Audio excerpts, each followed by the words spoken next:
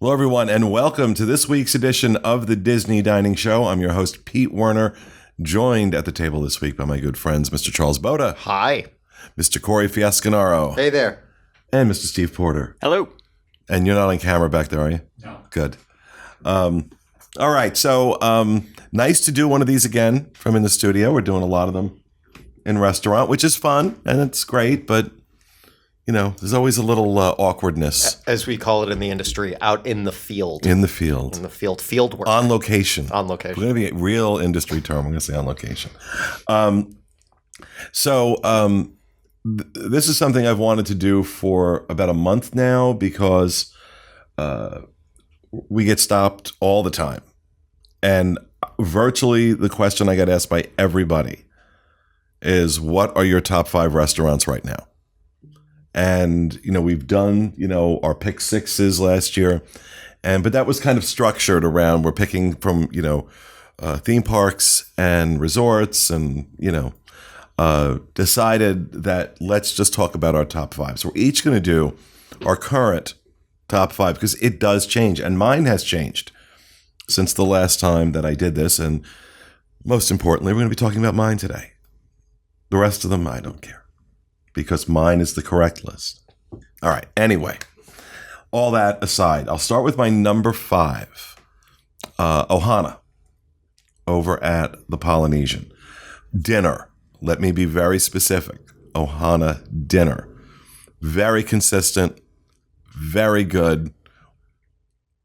And the last 2 times, I know we did a review last year where we were rushed out of there.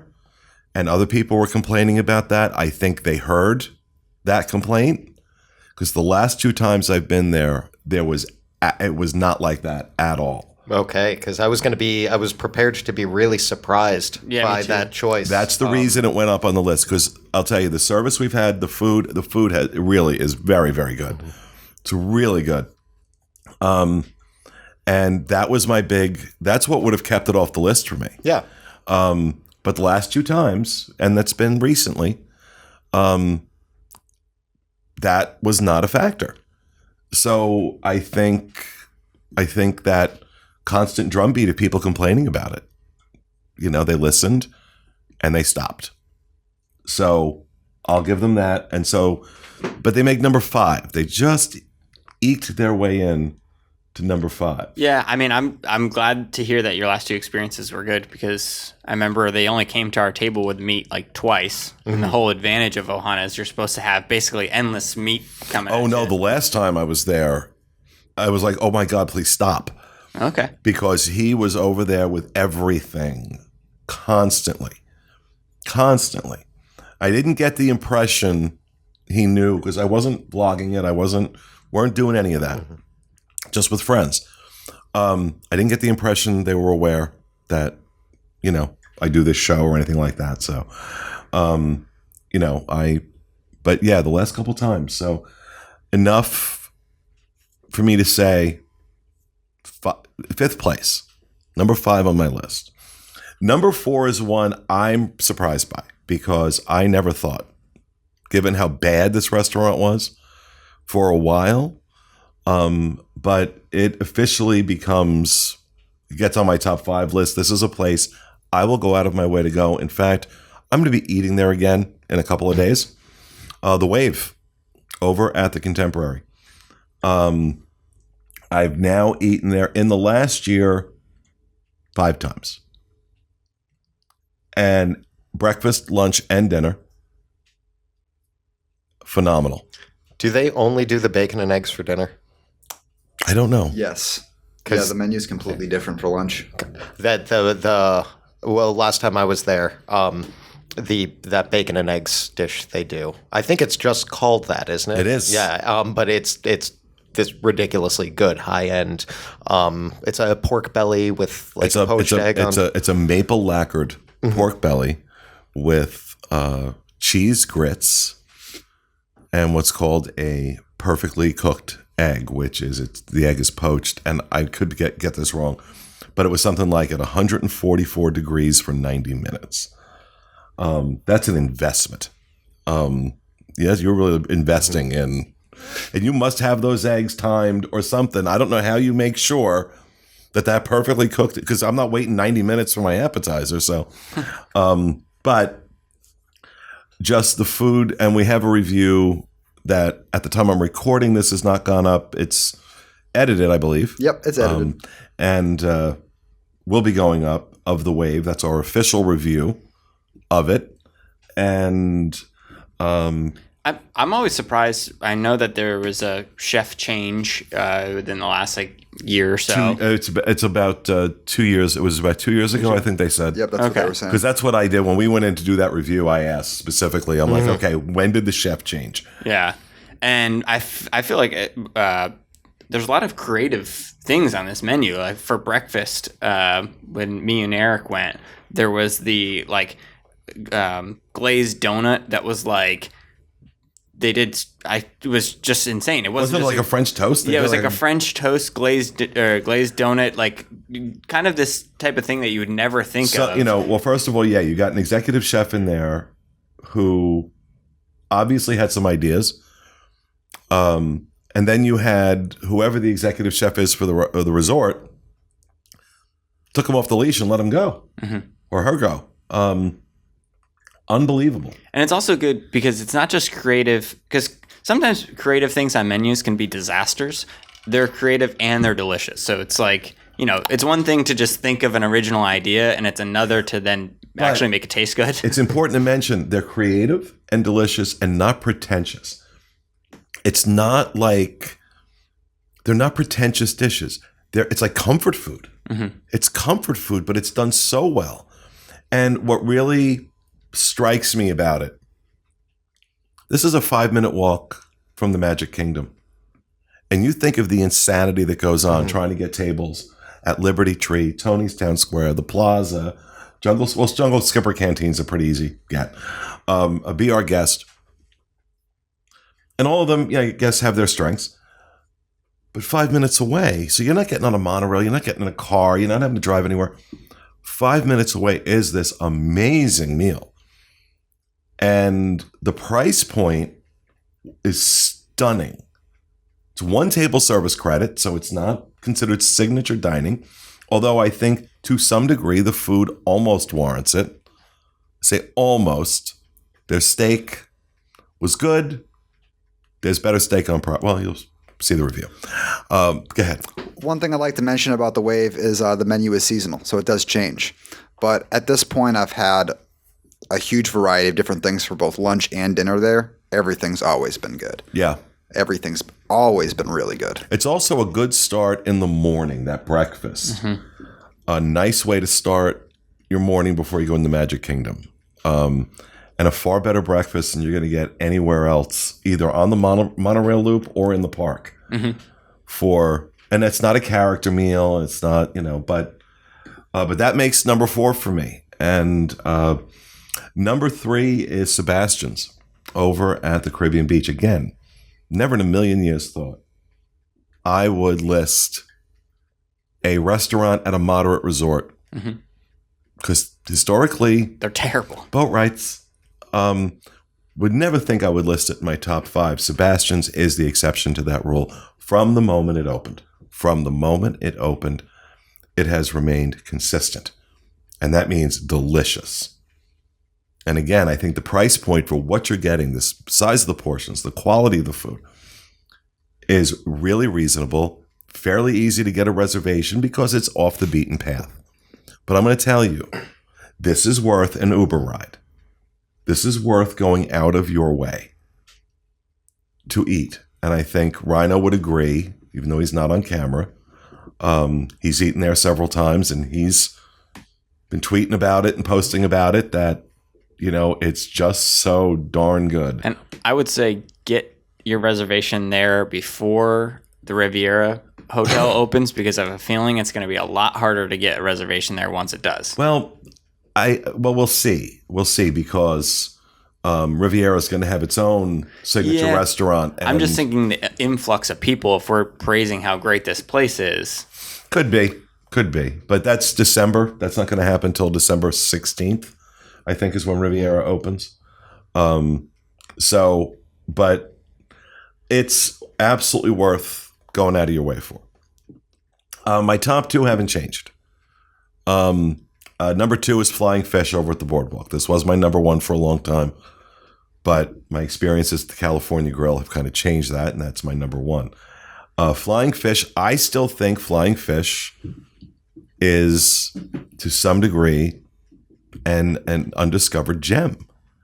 I think if you're staying at the Boardwalk, you're likely to eat there. I think some people that listen to the show, I know you guys, I hear it all the time. Hey, took your advice, went to Flying Fish, you were right. Once or twice, people have said it really was kind of disappointing, but generally my experiences have been all very positive every time I've gone. I wonder if the people that are scared to go there think it's all seafood because the name Flying Fish. Yeah, it could. I think that could work against it because I don't eat seafood at all. Never had a problem. And up until I had the bacon and eggs at the Wave, that was the pork belly to beat over at the Fly. It's still amazing. But I'm sorry, that pork belly at the Wave, I got to give it to that. Wow. I got to give it to that. I'm sorry. I feel bad, but got to be honest.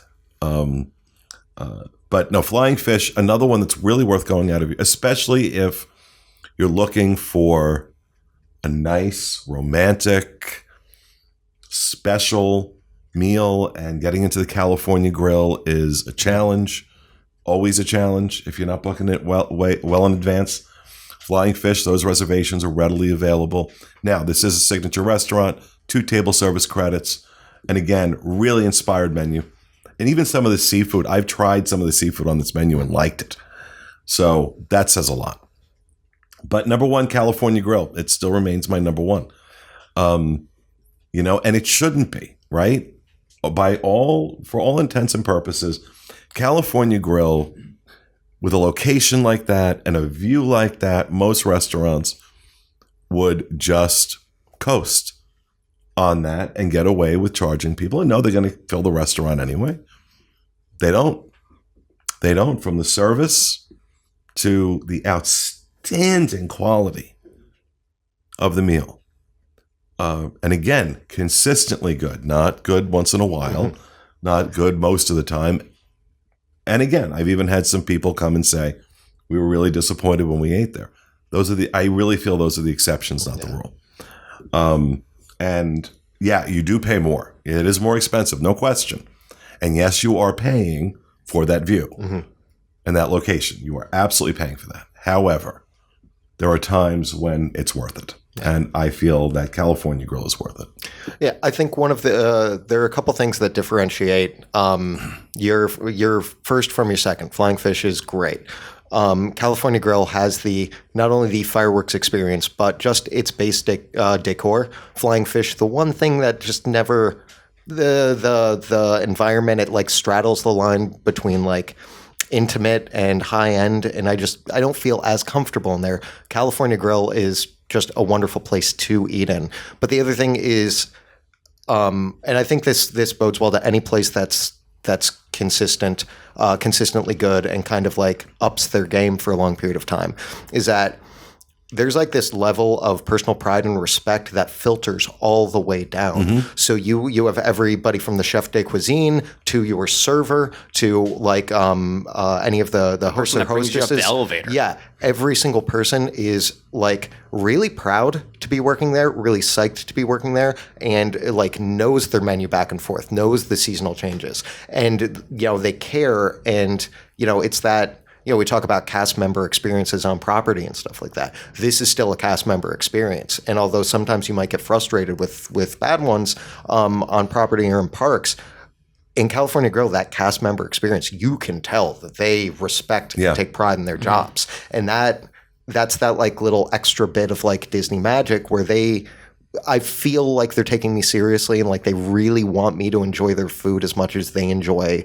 making it and working for it, which I hope they keep that up because that's one of my favorite parts about eating there. And I'm just realizing as I'm looking at my list, 3 of these restaurants are 1 table service credit on the dining plan. I didn't do that intentionally. Where Flying Fish and Cali Grill are both signature, they're 2 table service credits. But it goes to show that I didn't forget about Citrico's. I don't think Citrico's is bad. I think Citrico's is boring. I think the food is perfectly nice. I've had good meals there. Service is good. There's nothing about it that wows me. There's nothing about it when I walk out that says, oh, I need to go back there. Citrico's is what I book when I can't get something else I want. I know I'll get a good meal, but it doesn't wow me. And that always is, well, I think the Grand Floridian has always been challenged where restaurants are concerned. The Grand Floridian Cafe is a bus wreck, always has been. And Narcoossee's is, again, I'm not a fan. It reminds me of 1998 Narcoossee's. Just the overall theming and just, I don't know. Yeah, there's something, there's a disconnect somewhere in the food and beverage at Grand Floridian, where you have the Contemporary now with two of the restaurants on my list here in the Contemporary. One's in the Poly. There are none in the Grand Floridian. Wait, so you were saying that 2 of them, or 3 of them are one? I didn't know that Ohana was only 1 table service. Isn't it? Let you continue the discussion. I'm almost positive. I thought it was, but yeah, it's not signature. Okay. It's not a signature. I mean, I could be wrong. I just always thought that for some reason. No, I'm almost positive it's 1 table service credit, but now. Well, while you're looking but at, I'm actually going to give an honorable mention here. I have an honorable mention. Yeah, it's only 1. You're right. Yeah. Don't ever question me. now you don't get your own video. Yeah, really. I am going to give an honorable mention. A couple of meals lately, just by happenstance. I've been trying to avoid this place because I've had some bad experiences at Kona Cafe over at the Poly. And I was there for lunch last week. And I didn't ask if there was a new chef, but I could almost tell. There's a new menu. And that which probably means a new chef. Because that's usually what the chefs do when they come in. They're like, okay, we're going to change everything. I was impressed. Not enough to put it on my list. I have to go back more. I've got to try breakfast. I got to try dinner again. But last couple times I was there, I was like, okay. But doesn't make the list yet. But yeah, those are my picks for my 5 top restaurants right now on Disney property. Ohana, The Wave, Sebastian's over at the Caribbean Beach, Flying Fish at the Boardwalk, California Grill at the Contemporary. So that will do it for this episode of the Disney Dining Show. We hope you enjoyed it, and we'll see you again next week.